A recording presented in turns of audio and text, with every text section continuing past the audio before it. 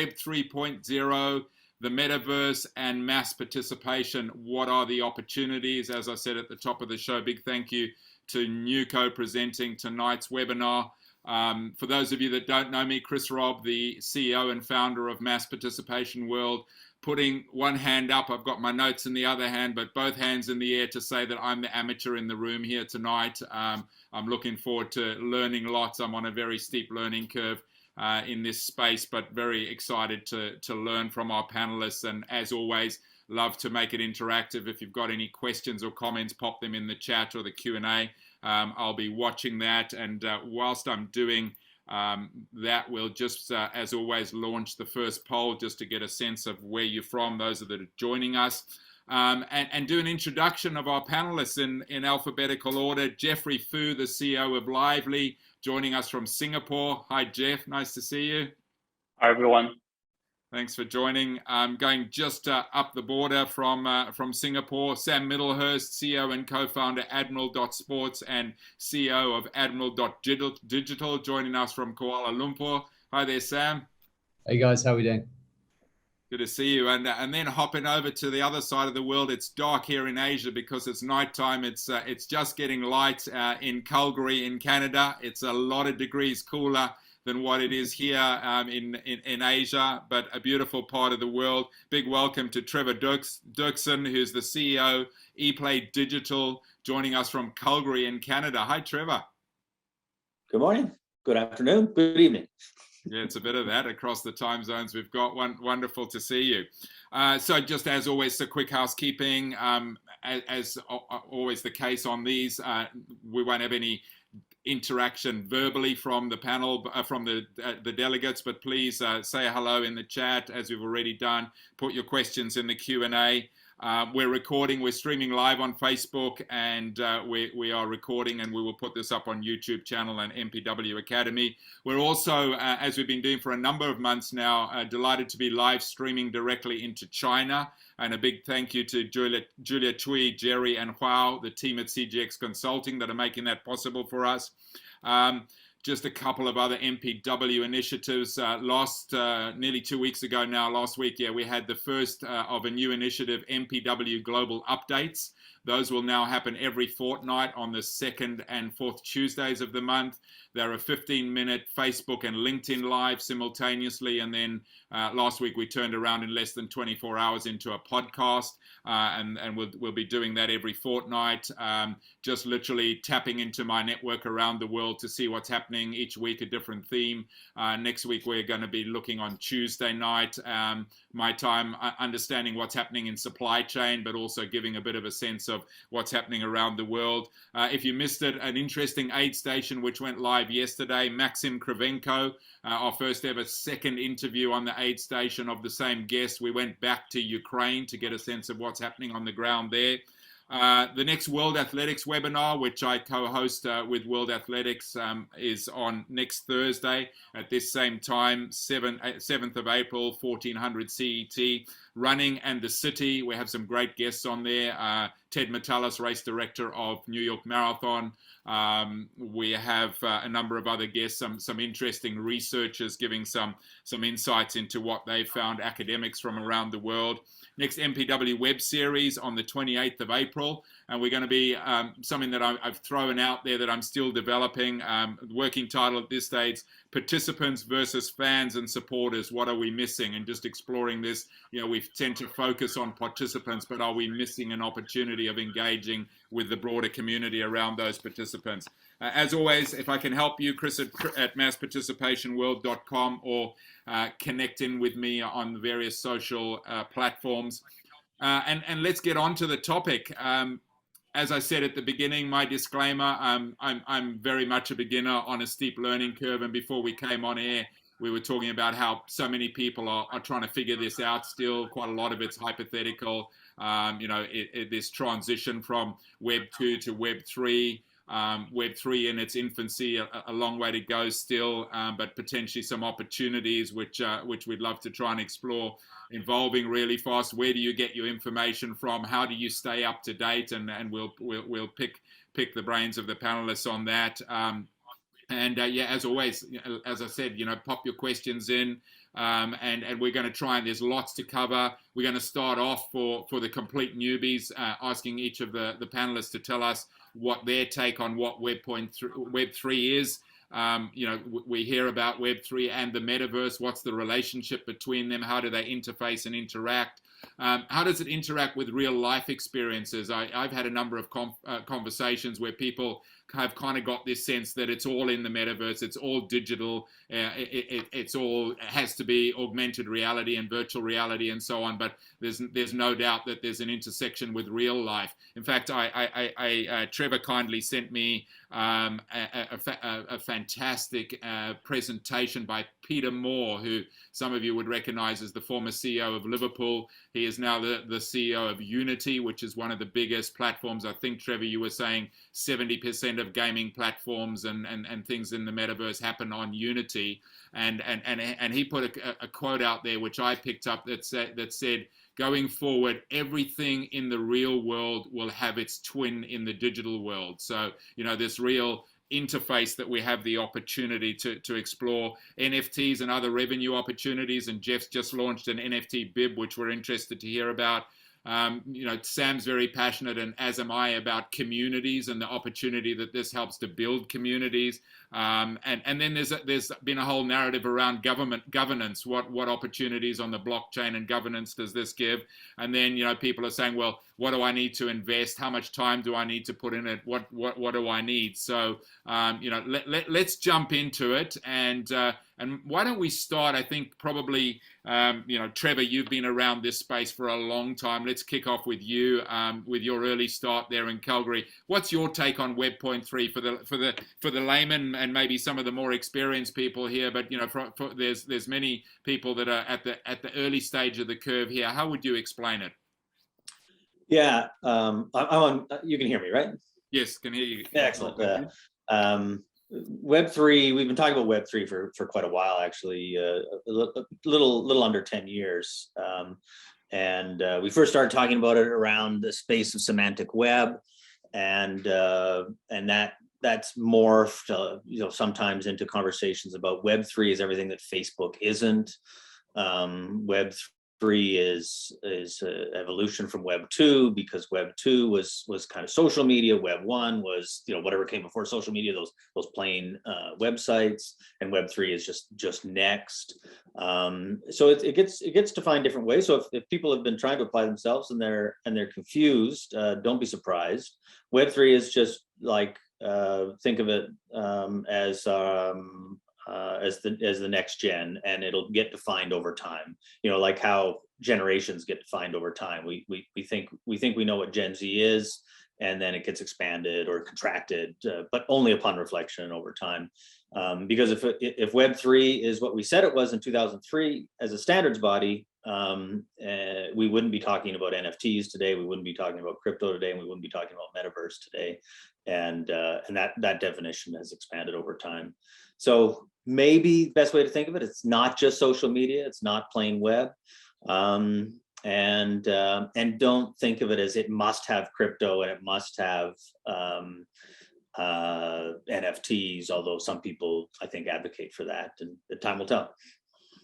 Thanks, Trevor. And as I've just popped in, how people feel they understand the web here. 36% not at all, 52% a little. No one's saying they understand it well. So we're all on the same journey, which is awesome. Yeah. Jeff, let's come to you. Get your take. Anything to add from what Trevor said? I don't have anything to add, because I'm still learning, and in fact I only started this NFT journey about 6 months ago. Before that, I have a little bit of experience with. I dabbled a little bit in the cryptocurrency trading, but that didn't really get me very far. And of course, when the first NFT pops up, and that got my attention. But at the end of the day, being a small business owner, I always think ahead. What can tech help a SME to be better, to grow further, or to even scale up? That's how I came up with the whole idea of a digital race bib NFT. So because, in any mass participation, how do you identify your runners? It's through a bib. right? As simple as that. Cool, thanks, and we'll discuss that in a little bit more detail as we go through. Love to hear more about that. Sam, how about you? Yeah, I think Trevor's explanation is very helpful to think about, and maybe I can just draw some parallels to kind of what we understand as Web 2, which is today what we're kind of used to, and then the direction of travel towards Web 3 and what that could look like, and then some of the fundamentals that are talked about.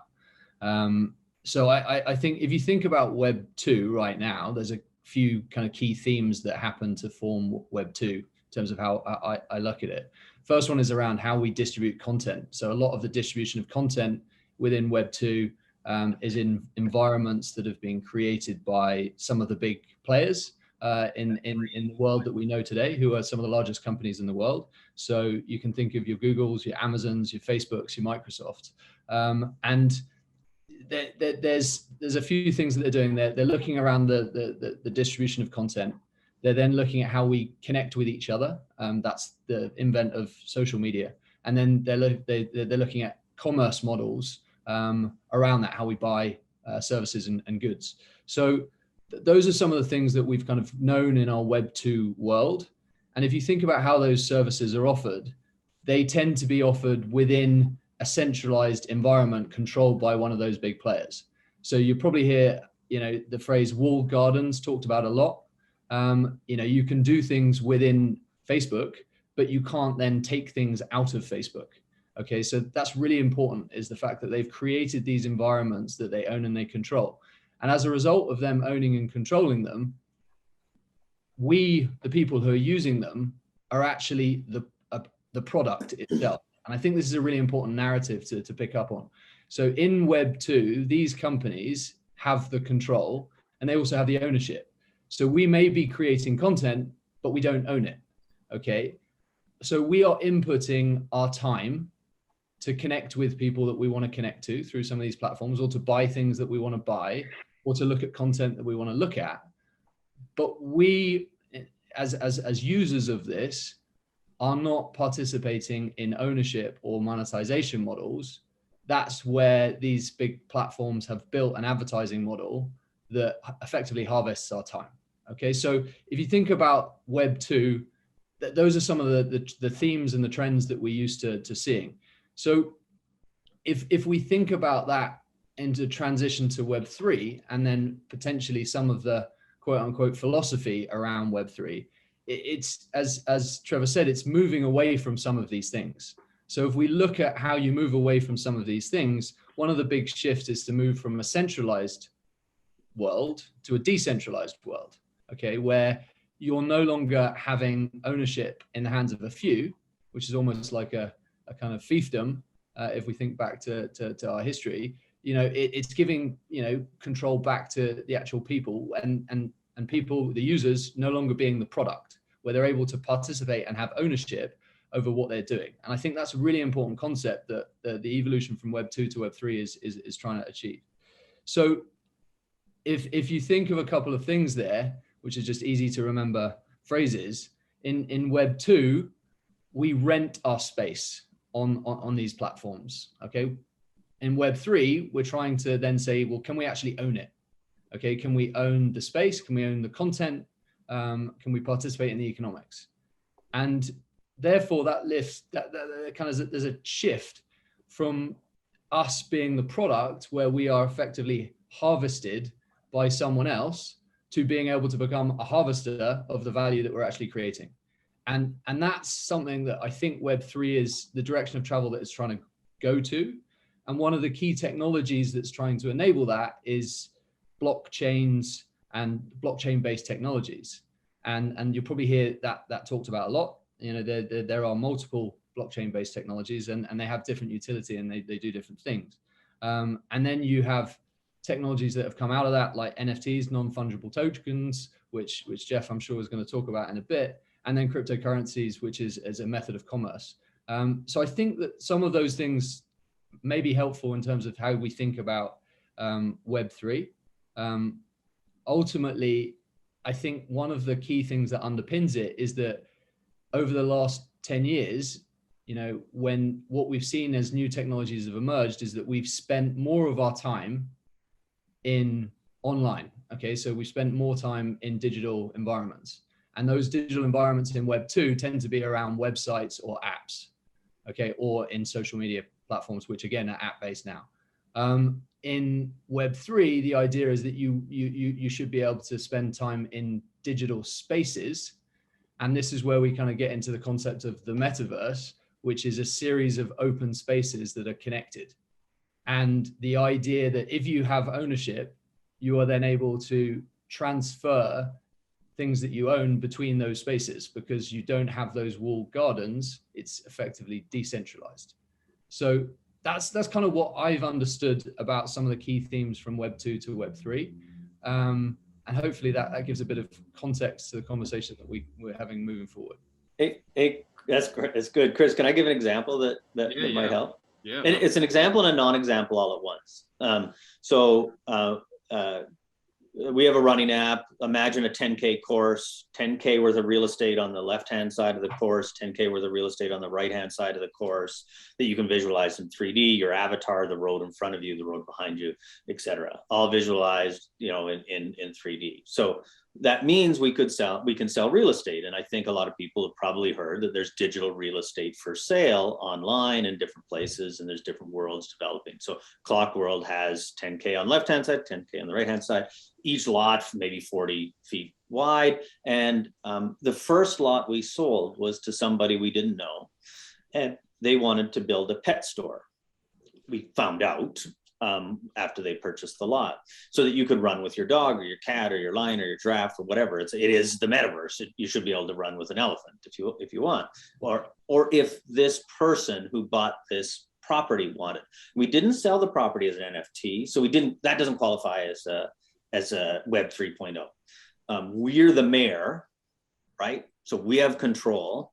There's no governance model for how running apps should sell and zone and develop property. There's no standard.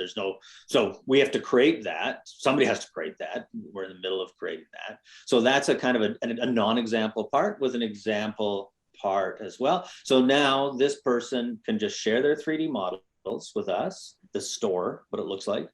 We get to approve them because we're the mayor. Okay, we're the evil Facebook in this example, right? The Web 2.0 model, because there's no, how do we decide what a store looks like? Somebody has to decide. It's either a committee, the UN, or us. So in absence of the committee and the UN, it's us right now. So the non-example, and I'm trying to be brief here. And where am I trying to get to? And you will be able, and they will choose what the pets look like, right? And what's really, really cool about this is the innovation is coming in a decentralized way. The ownership isn't really, the governance isn't really, but the innovation is, and that's super exciting because I never thought of running with pets. And it's unlike Web 2, Web 1, because they're 3D models and because they're going into this 3D world, it's seamless. It's not like, oh, here's this widget that's sitting on the left-hand side of my website, or this weird ad that's sitting in line that I tried to make look as cool as possible. It is perfectly embedded into the landscape. Because that's what the metaverse can do, that a web browser can't, that even a Facebook app doesn't do very well with ad display and so on. So that's exciting. The innovation, the seamless integration. And then when we get the governance models more correct, maybe I won't be in charge of everything that happens in Clock World. Trevor, maybe let's just keep chatting, but if you've got 2 minutes, maybe just pull up a little, when my first call I had with you, you showed me, for example, your Paris 10K, and you showed me you pick one of those that you think, just to give some people a literally a 30-second or a minute snapshot of what it kind of looks like, and you play with that and bring it up when you're ready. While he unloads his calendar and brings that up. Jeff and Sam, any kind of further discussions around that? No, I'm looking forward to seeing what Trevor's got here. I think one of the examples that I always give when I think about this is, an example that people are quite familiar with which is Zwift. And one of the things that you look at Zwift in itself is a metaverse right now, and you are participating in that in the physical world. Okay, but then you have an avatar, and that avatar is then, doing things in the metaverse. And you then start layering on different things on that. So in there, I've got a play to earn model, okay, where I'm able to earn within that environment. And that then goes onto my character as I'm cycling around or running around. Now, for me, what I like to think about is then, well, the next stage of that is, if I've spent a lot of time, putting in hours into earning these things, how does my avatar then move into Trevor's environment? Okay, where I'm able to go from Zwift into, what Clocked World is we're about to look at, and I'm able to keep some of the things that I've earned because I own them now. Okay, they're not just things that I'm able to access in game, and I'm able to then bring them into that other environment. And I think that's the bit that interoperability between spaces, that's the interesting direction of travel that we're going to. But the big question is, how's that going to work? Because as Trevor rightly pointed out, he's the mayor of his town right now. Okay. And so if he's going to be working with another town, okay, they need to work out how that's going to work. And it's not just the fact that they need to be on the same page. It's also that you've got to have, the plumbing beneath in terms of the technologies to enable these two towns to actually be connected. So I think that there's so much uncertainty right now around where that's going to go. But I think it's interesting to look at some of the key themes that people are trying to solve at the moment. And that's the bit that for me personally, I'm really interested in. Yeah. Hopefully that was useful backdrop to what you're saying. I totally agree.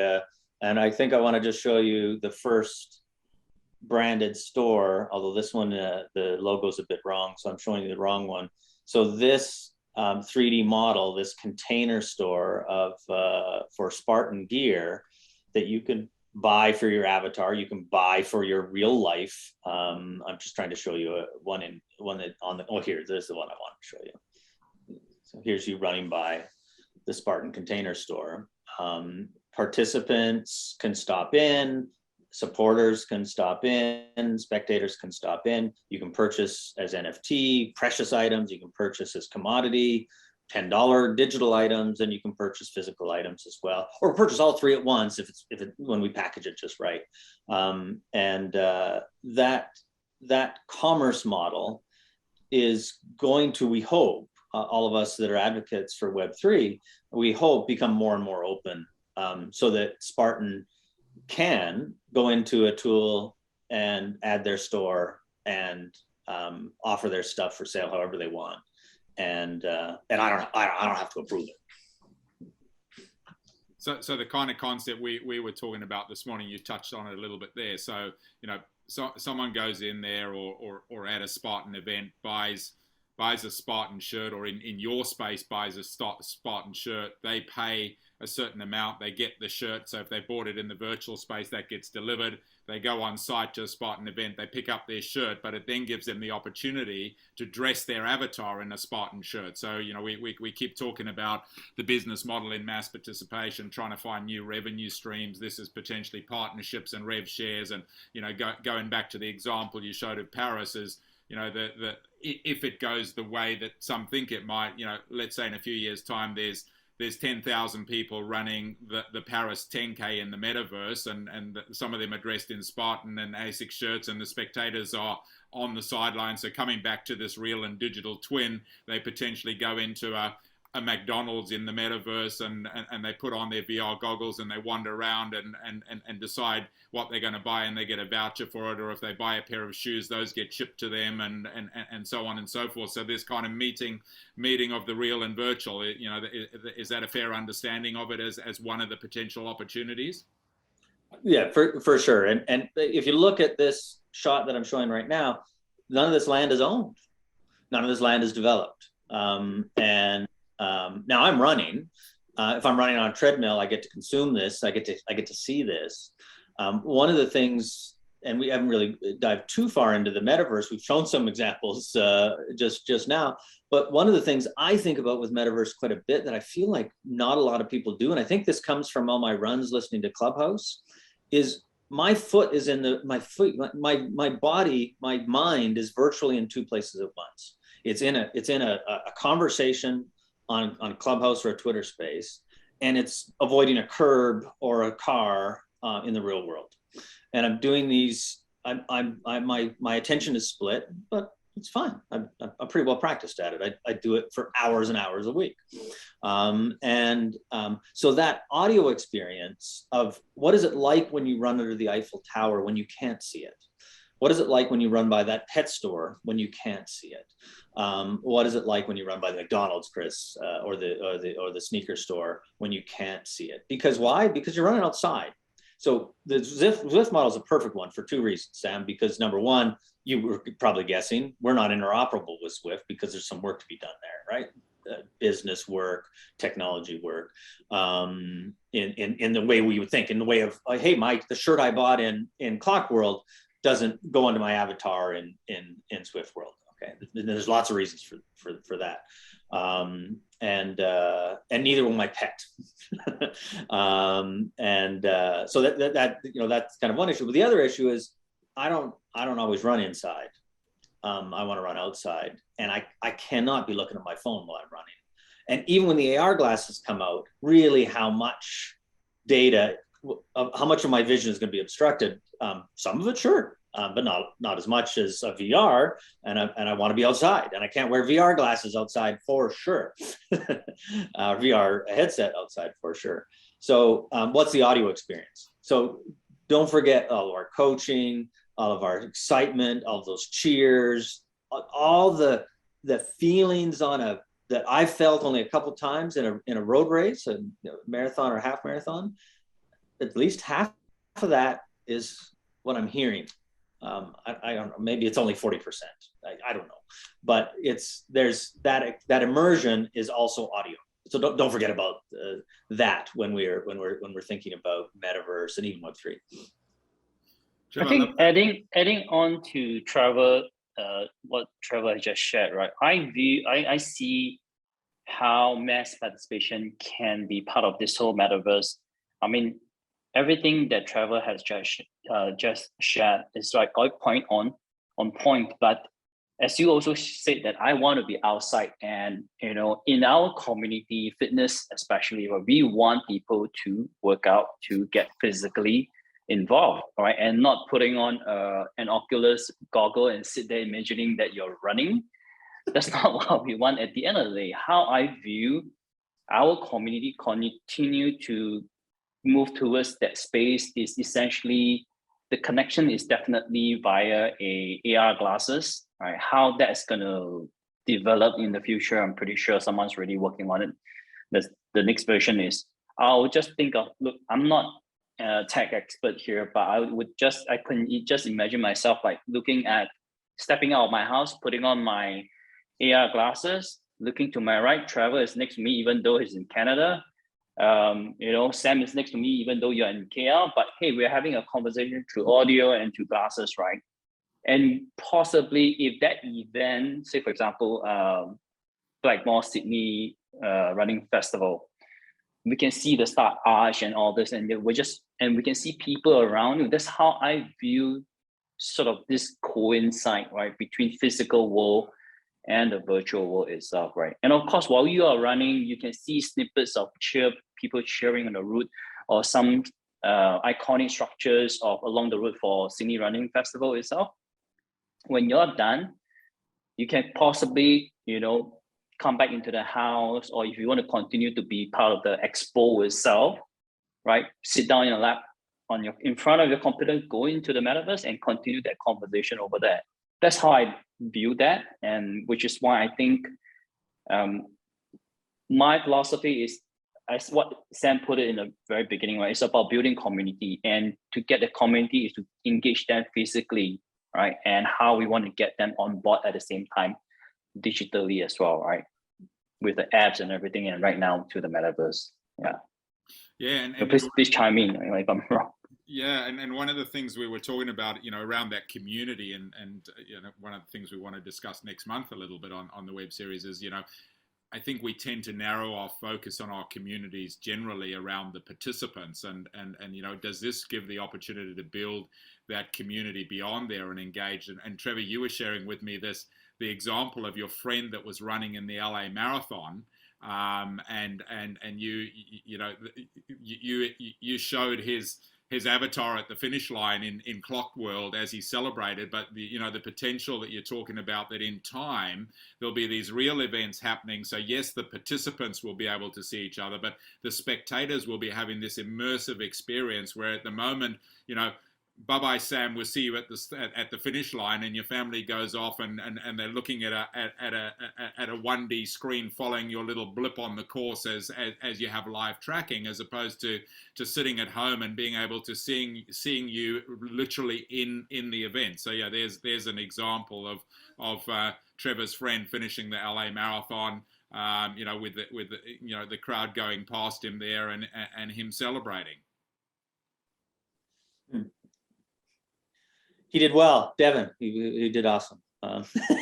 Because actually, to do this, to have any battery left on your phone after tracking for, he was out there for 5 hours, and to have the wherewithal to take his phone out and have this AR experience. He did it with his medal as well that he received from the digital medal, and then with his physical medal as well. So we love this world coming together through augmented reality. And today it's on your phone. Tomorrow it's more like Jeff's vision, which I totally love. And one thing to remember, and I think Chris, this may be difficult, maybe this may be easy, but to your point about bringing in the supporters, the spectators, the fans, the community, the pet store owners, they can come in, because whatever we can generate in a game engine, and I'm just going to launch the app here. Whatever we can generate in a game engine, for you to watch on your treadmill or to do a replay later. Sorry, I'm just trying to skim through some things to show you a start line. Whatever we can generate for a user on their iPhone, we can put it on an Apple TV for a spectator, for their supporters. So it's only my mom that cares about my runs, but she can watch those live through this game engine and watch the whole race, watch me pass people, get past, watch all the corners, all the landmarks go by, and isolate the cameras. I'm gonna drop down the cameras. I can change the cameras. She can isolate on me. She can go watch the leaders. And as my supporter, she's gonna watch the whole 3.5 hours. Let's hope less in the next marathon. And so he must really love you. Yeah, exactly. No, well, I'll check and let you know. That much. Yeah.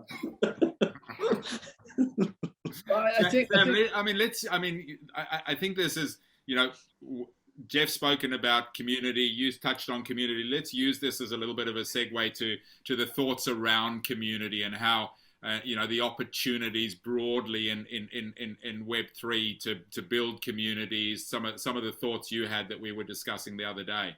Yeah. Well, I think there's a couple of things. So if we zoom out and kind of look at what we as an industry do, we're, in my opinion, we're actually incredibly good at building communities. We probably don't look at it in that way, but we do. We create an experience, we bring people to that experience, and we connect them through that experience, which forms community. And I think if we look at the history of our industry, which is still pretty young, we started as community events, and brands grew out of that, and they became to travel to it. But really, like, the roots of what we've done is rooted in local communities and people who put on the events and run the events tend to be incredibly passionate about that community. So for me, like, the bit that mass participation as an industry has done is it's built good communities. Okay, even when we're building those communities, we haven't probably leveraged very well the tools that we're provided via Web 2. If we think about it, like, often we've not been very good at how we use social media or understanding what we can do there, how we use the technology to actually grow that community and how we drive different forms of engagement with that community. So when I think about that, and then I think, put the Web3 kind of philosophy to it, there's a few things that I think are quite interesting about how Web3 is trying to focus on what I talk about, supercharging communities. And I think that that's quite interesting because there's a few tools that Web2 has developed that enable you to really interact in a different way with your community.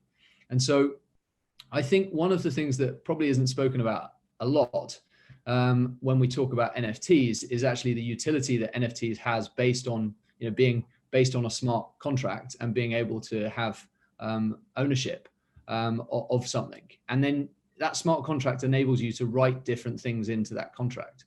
And therefore you're able to provide access to different things. You're able to provide different forms of utility.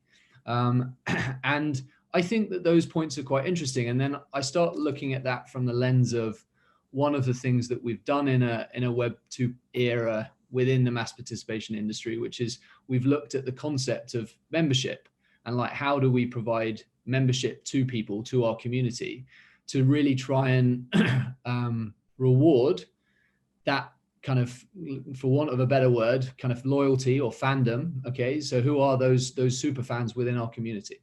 So if we think about that and we think about what we potentially could do if we use some of the applications that Web3 is coming up with, and you take the construct of an NFT, one of the things that you can do is you can write into the ownership of that NFT certain benefits, and you can also segregate who has access to these different tokens. So that enables you to then segregate different forms of loyalty within your community, and you can reward people based on what they're putting in. So when you think about that in the concept of another kind of gaming term, Web3 term, wherever it sits, which is this play to earn model, it's effectively the more value you contribute into your community, the more you can actually get back from it. Okay, so go back to that idea that I mentioned at the start of switching from being seen as the product, okay, being harvested, to the harvester. You're reaping some of the rewards from what you're actually putting in. So to me, this unlocks an interesting conversation about participation in a community and how you can enable different forms of participation. And I think that that can grow communities in two ways. It can deepen the engagement that people have with that community. And it also then makes community members natural advocates to try and grow that community and bring other people in. So if you can put two things around that, which is the basis of any form of business, which is think about how you look at the economics around that, and then think about how you put control structures around that, which is effectively, what are people able to influence or not. The fundamentals of any shareholders agreement is the clauses that relate to economics and the clauses that relate to control. So if we think about that in the concept of a membership model, and we think about how we apply that to our community, I think there's a really interesting piece for mass participation to look at some of the tools that Web3 has that could enable us to transform our relationship with our communities. That's one of the things that interests me at the moment. Thanks, Sam. And why don't we use that as an opportunity to come in to you, Jeff, and share, because some of the elements that Sam were touching on there are part of the NFT that you've created with the bib. And folks, I'm conscious, as always with these things, time flies away. We've got about just under 20 minutes to go. If you've got any questions, please pop them in the chat or the Q&A, and we'll put those up. But Jeff, yeah, share with us as a bit of a case study the NFT that you've just launched, please. Yeah, sure, absolutely. And absolutely agree with what Sam has just shared. It's really about the utility. Way back in the beginning when the NFT happened, it's just a JPEG, right-click save. Pretty much that's it. And that the entire hype. No, let's not forget, NFT is still very, very nascent, right? And it's a space at the moment. And I think this is going to evolve tremendously. And I think pretty much anything we touch, like, company shares, real estate titles, all this will be a matter of time that it turns into NFT as well, right? You remove the entire middle layer, government agency and whatnot. Everything is on public ledger. There's no questions about it, right? Now, when we decided to launch our NFT, it's really how we wanted to benefit our community, right? What's the greatest asset that mass participation organizers like us have? We have the community, we have the bodies. Am I right? No arguments about it. You know, from my 15 years in this business, you know, we've garnered after attrition and everything. We still have a good 500,000 of a user base with us, and that's the best way to start to engage our community, right? Whenever we push out to promote an event, our conversion rate is so much higher as compared to you try to do it on social media itself, right? I think Sam and Chris, you know, you were there before, you understand what I'm talking about. So launching this NFT, firstly, right, my objective is to raise funds, right? I'm not ashamed about it, but I just want to be very candid about it too, to raise funds. But at the same time, how do we benefit our community, right? Which is, we decided to, again, you know, we have no idea how is this going to turn out, how is our community going to receive it, right? View it. Is that a scam? Because there's a lot of NFT scams out there. People have been reading about it.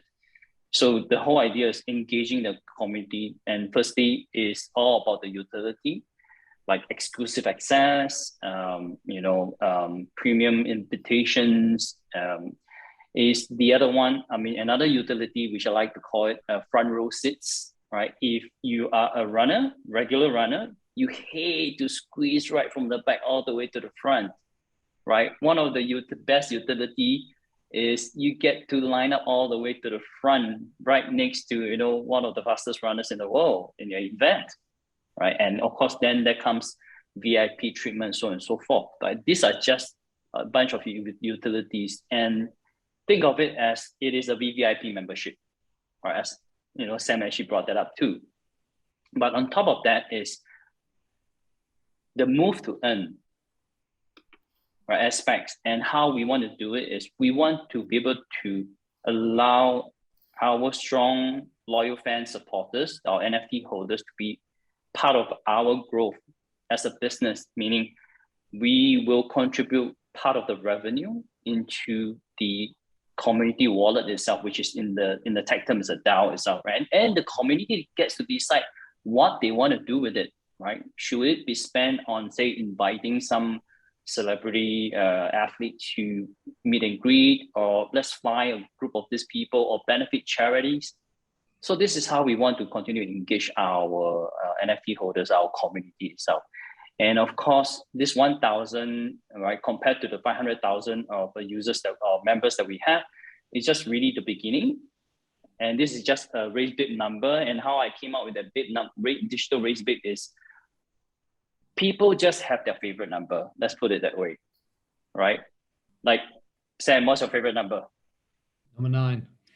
See, there you go. Chris, what's your favorite number? 19. Exactly. See, everyone have travel. What's your favorite number? 12, number 8, 6. Sorry, I was muted. No, that's all right. Everyone has a favorite number. So imagine you could own, 2702. Sorry, I don't have that 2000 pips, 2000 NFT. Everyone has a favorite number. Imagine you can own that permanently, where the actual bib that we're going to print out for you, send it to you, you're going to bring it anywhere, be it our events or partners events. Travis, if your event, I'm going to partner out with you. Hey, you know, a couple of my NFT holders going to be participating in your events. Can you help me to, you know, give them a personal service, so on and so forth, right? All this can be done. And these fans will just grow because they're going to work for you. They're going to put words out for you. All right, that's how we develop this whole NFT. We spend quite a fair bit of time developing the utility, but also at the price point of the NFT itself, right? They got to be able to sort of determine by buying our NFT, you know, we make sure that their return, they can see the money back in like less than 3 years, something along that line. And so far, we have started building the NFT community, sort of gauging their interest. We're launching our early bird sale somewhere mid of next month. We use all these very generic terms that are familiar for participants: early bird, regular price. And the best part of it is we are not even collecting crypto. As simple as signing up for an event, you select the event that you want, you check out, you pay via credit card and through our payment gateways and all that. Right, and right after that, the blockchain partners that we work with, they will be the one minting it and they'll airdrop it. And of course, we will teach our community how to create a MetaMask wallet or a wallet to so that we can airdrop it into their personal wallet. So. And Jeff, how do you? I was having a look at your site this morning. How do you end up with the kind of pricing there? What's the kind of background to that, and is that involve community engagement? You've got a kind of a value proposition where you kind of analyze what's that worth over a number of years, or a combination of both? So it's a little bit of combination of both. More importantly is how do you determine the value of, say, an event that you participate in, right? Plus whatever benefit that comes along. Let's price it at, say, $100. And on average, each year you take part in between 3 to 4 events. That's about $400, right? And our cheapest tier 2 NFT is priced at 1,280 Singapore dollars. So if you were to take that and do the average, yeah, you're probably gonna get back your money less than 3 years. And right now, while we're gonna launch our early bird pricing, yeah, that's gonna be priced at 900 Sing dollars. But what that meant, essentially, you're probably gonna get your money back in 2.5 years or less than 2.5 years, right? And right after that is perpetuity, right? You get to enjoy the benefits, the privileges, and on top of that, you get to enjoy the revenue share as well, right? Yeah. That goes into the DAO. Yeah. Two questions for you. So firstly, maybe we just explain to everyone on the call what a DAO is. Yes, please, Sam, can you help me to do that? You beat me to it, Sam. Yeah. So effectively, as you say, I always liken the analogy to often when people were looking to raise money in a Web2 environment, we saw crowdsourcing come up, where you went out to your community. Yep. And you said, okay, we're looking to raise some money. We're going to give you certain benefits. Here you go. So this is kind of like the next stage of that. And it comes with, go back to those two things, economics and control, where there is the ability to have some governance framework around the DAO and how the decisions that the DAO or the community are able to participate in. I think that's a really important piece. And then the other piece is depending on what ownership the DAO has based on the economic model, like they're then able to benefit in certain things there. So it's a really interesting piece, still very early stage. Obviously, depends on how you define that. I think there's probably quite a few stories that floating around in the sports space. The one that I saw the other day that I thought was really interesting was SailGP has just committed to a DAO-owned team by wow. Yeah. Oh, I think I read it somewhere. Yeah. So I think that's a really important one. So it's super cool that you guys are doing that. I guess the two questions that I then have is, what decisions do the DAO get to make in relation to the governance piece is question number one. And then question number two is like the participation in the ownership of the NFT. If after a period of time I want to sell that and I bought the bib number and I've decided that I want to sell it on, either because I think someone's willing to pay me some more money and I can make some money on it, is that possible? And do I? Yes. So do you guys, have you written into that contract how that works? And maybe just talk a little bit about that. Yeah, sure, absolutely. Addressing the first question, like who gets to decide what goes, who gets to decide in the DAO is what's the makeup of the DAO. We tend not to use the description as a DAO. We tend to use a description where our community, our running community, understands what that is. But because majority of our community resides in Singapore and they understand this description, if you ever stay in the private development, like a private condominium, there's always this the MCST committee, right? It's like a development fund that you put into, and the community decide, okay, every month you gotta, every household needs to put in a bit of money, and then the committee will be formed by one of the residents, a couple of residents. Then they would decide, okay, do we need to refurbish the garden? Do we need to upgrade the lift? Do we need to build a nicer pool? That's essentially what it meant. The owner, us, likely we do not get to decide how those money or the fund is to be spent on. It's purely going to be decided by the committee, and the committee will decide who they want to be.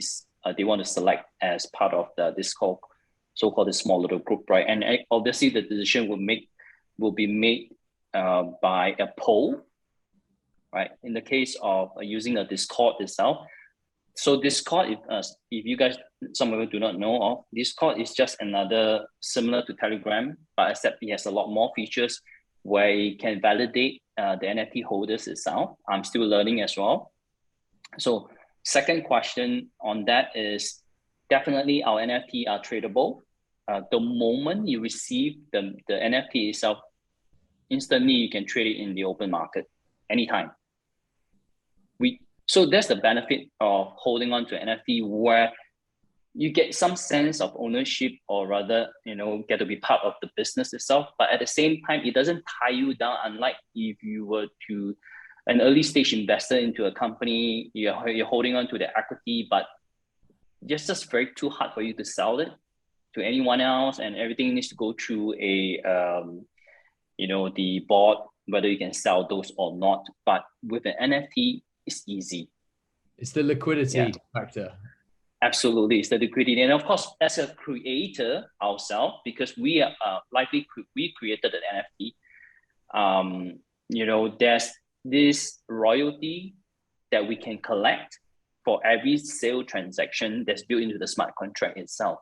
So therefore, we believe that there's going to be this group of very loyal fans that continue to hold on. They hodl it, right? They're going to just keep on holding on to the NFT itself. And then there's going to be this, we call them punters or traders, just want to get in and get out, right? That's going to be that. But we encourage that because there's liquidity. That's what we want. It's almost like, trading shares like that. Yeah. Thanks, guys. We've got about close to 5 minutes left, so I'm gonna come back to each of you in turn. What I'd love you to do is answer two questions for us. One is all this information. We touched on this a little bit before we came on air. If you were giving advice to anyone, first, if you think there's an opportunity, what would you be doing with your business? And we've got a cross section here, but most of us, I guess, here are more on the rights holder side. Sam, you're obviously on the agency side there. But what bit of advice around this would you be giving, given that we've got a bit of a broad audience? And where do you go to find information to keep up to speed and keep learning with this rapidly evolving thing, Web3 and the opportunities that it presents? Where are you learning? Where are you getting up to speed? Jeff, you've been in it for 6 months. You said now, maybe share, how have you got up to speed? Where do you keep up to speed? And if there was any advice you'd be giving, what would it be? I can't even say that I'm not even close to, being even a novice itself, right? Because I'm still learning every single day. And just keep on reading. I mean, there's a lot of information and content out there. I think the best way to really get involved is to try to understand, how does the very basics of how does an NFT work? How do you buy an NFT, right? Figure out the usual way. Like, for example, you need to create a wallet, so on and so forth, buy Ethereum, and then therefore go look for an NFT that you wish to purchase and trade it, right? That is the basics, I think, of the NFT. I think that's something that everyone should learn, right? Obviously, it shouldn't cost you an arm and a leg. Yeah. Thank you. Trevor, let's come to you. You're muted there still. Sorry, second question first. Go for a run with Clubhouse. Don't worry, the algorithm will feed you. Just put in NFT, listen to one thing once, listen to Web3, listen to Metaverse, and you'll get invited over and over again. And now you can kill some time. First question, I think, around kind of opportunities here. I think maybe one way I think of it is there's only the medals that, well, maybe think of it this way. There's probably one piece of sports memorabilia that sports fans and others value more than a LeBron rookie card, and that's their own epic achievements. So how are we going to capture those epic achievements and allow them, and maybe it's their kids, for my mom, so how are we going to capture those digitally and physically?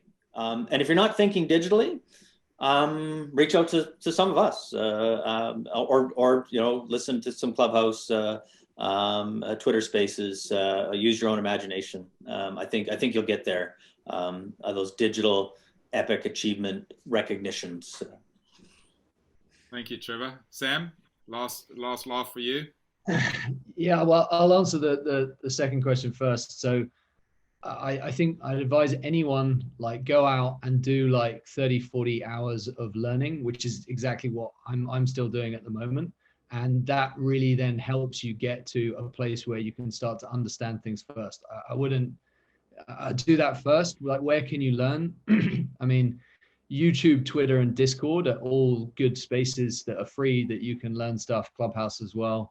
Then I think come up with some hypothesis and start Googling them, and then start, doing the opposite and trying to find the counter argument, because there's always two sides to that argument. And when you don't know what you don't know. So make sure that you actually try and look at both sides of the coin, because it is still very new and there's lots of perspectives, and you can very easily get caught up in, an echo chamber that's just kind of reiterating points that you hear from one place. And social media, Web 2.0, is incredibly good at feeding that algorithm. So just be mindful of that. I think for me, like, my advice, and I'm trying to practice what I preach right now, is to be patient.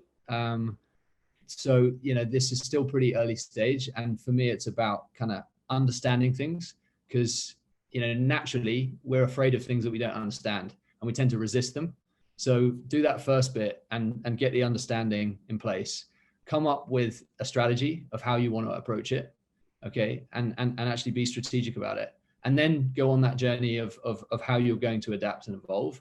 And I think that for me, once you've got the understanding and you've got some strategy, that's when I think that, what Jeff's saying, learn by doing, and actually put some skin in the game becomes a bit more relevant. And maybe then it's not such a gamble, because you're actually doing it to try and, achieve a strategy or an objective, or to actually further that learning or knowledge to see how, application may work.